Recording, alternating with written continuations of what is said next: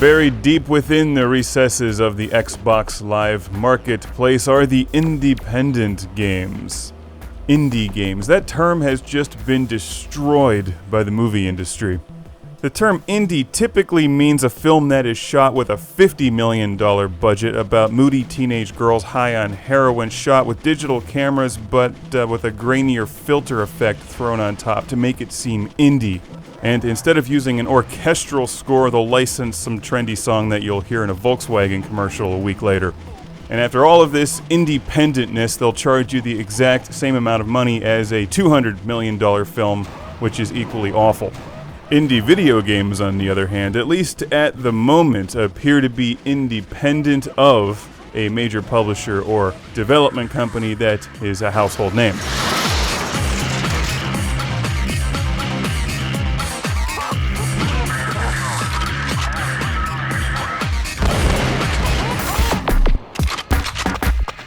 The signs are the best part of this game. Mega Chicken versus Death Burger, Cholesterol Apocalypse. How do you say that? That's awesome. Just look at all these levels. This is a fairly sizable game that you can download for a very reasonable price.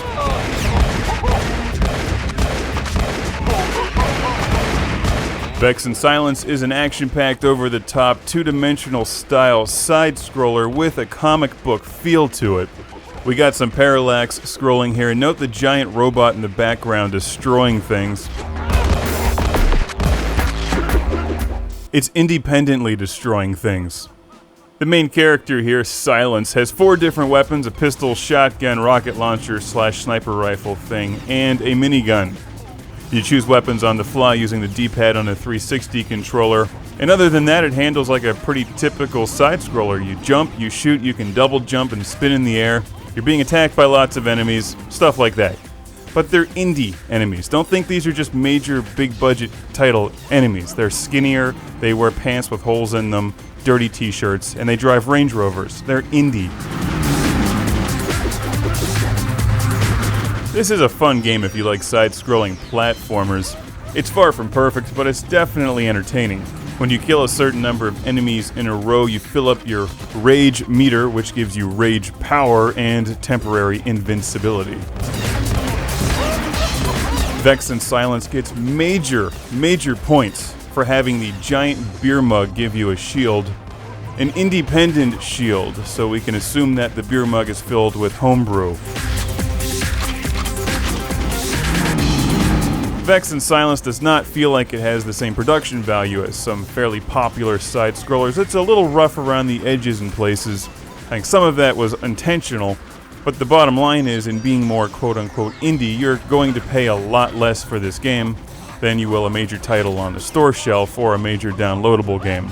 Of course, you could also just buy Sonic the Hedgehog for $1 on the Genesis.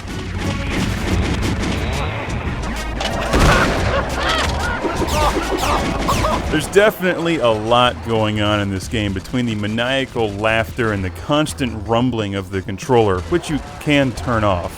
The screen pulls in and out and jerks and flashes constantly. I can't help but feel like they tried a little too hard to make it different from a smoother side-scroller like Bionic Commando Rearmed to keep with the indie feel.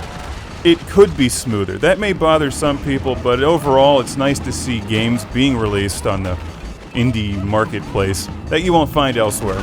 And if you enjoy 2D side-scrollers, you may dig this one. You can start at the beginning of the game and play through trying to rack up a massive score, or just start at whatever level you've unlocked. You also get a hard-as-nails survival mode with this game. Aiming your shots can be a bit frustrating, but the music is excellent, and for a few bucks you get a full-size playable video game. And it'll increase your street cred by letting everybody know that you're more indie. It'll also give you a new Halloween costume idea with a bag over your head.